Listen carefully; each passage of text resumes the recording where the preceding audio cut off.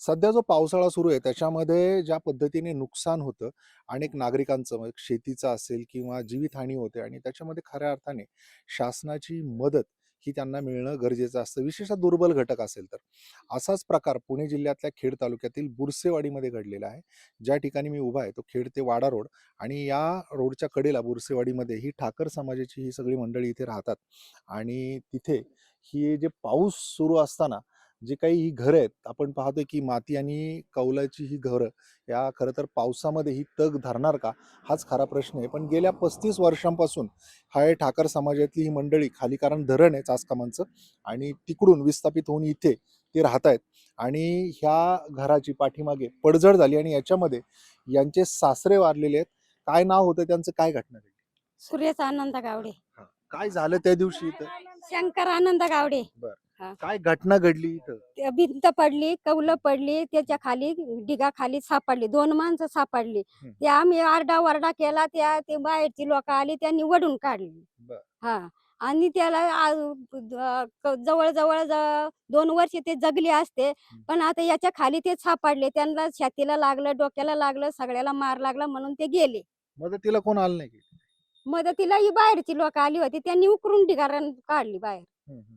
आरडाओरडा केला म्हणून ते बाहेर पण निघाले ना. बाहेर काढल्यानंतर ते जिवंत होते. हा. किती जिवंत. वेळ होते काय?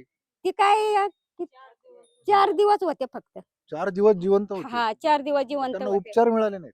आता उपचार कसं काय करायचा? आम्ही हातावरची माणसं लोकांच्या बांधावर उभं राहतो, शेती काम करीतो, शेतात जातो, लोकांच्या बांधावर राहतो, करीतो, खातो आणि उपचार कसं काय करायचा? आमच्याकडे जर रुपयाच नाही तर कुठून उपचार करणार ना? गावातल्या लोकांना इथले जे काही सरपंच किंवा बाकीचे लोक त्यांना काही सांगितलं? काहीच नाही, काहीच नाही. कुणीच मदतीला आलं? मदतीला कुणीच नाही. फक्त सरपंची बाई आली, तिने फोटो काढून नेलेला आहे. तेवढाच फक्त. कोणी मदत केलीच नाही, काहीच नाही मदत केली. असून असं 8 दिवस आम्ही पावसात राहत होतो. ते कागद आणला, त्याच्यावर टाकला. 8 दिवस आम्ही पावसातच राहत होतो. अंगावर काटा आणणारी घटना आहे.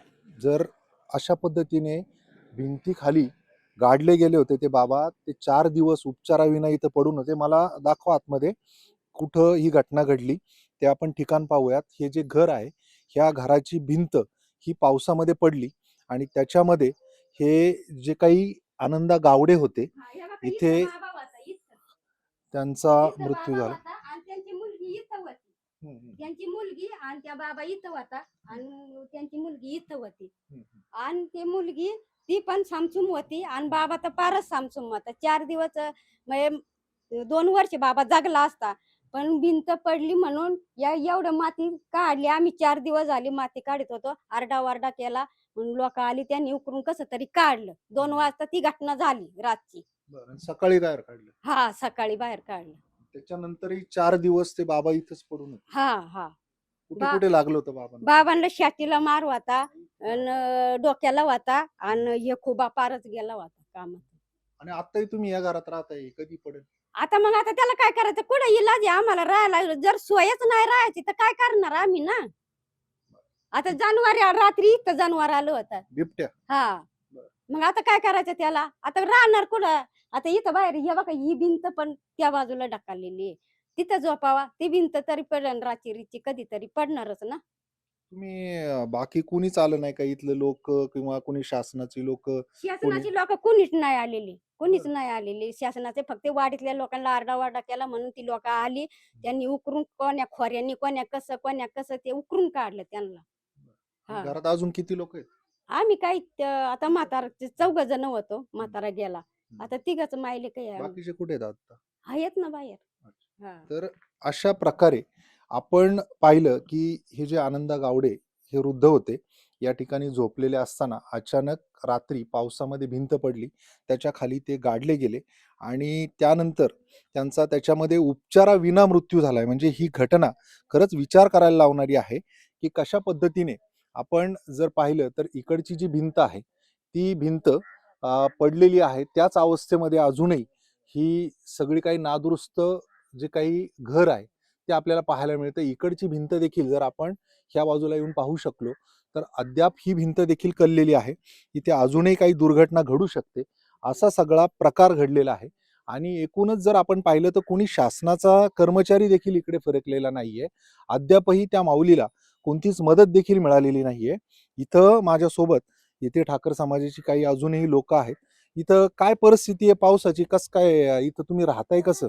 दर दिवस अहो पाऊस चालू आहे इथं दर दिवस घरातून पाणी निघतंय. हां. आता आम्ही हे आख्या भिंतींना वल आली. हं, हं. आता यांची भिंत तर पडली, आमच्या भिंती का नाही पडायच्या? म्हणजे तुम्हाला सुद्धा कधी असं होऊ शकतं? हो, आम्हाला सुद्धा कधी होऊ शकतं इथं. कुणी तुम्हाला मदतीला शासनाचं काही इथे येत नाही का बाबा ही घरं कशा पद्धतीने कोण काय? येतंय, कोण कोण तपास करीत आहे?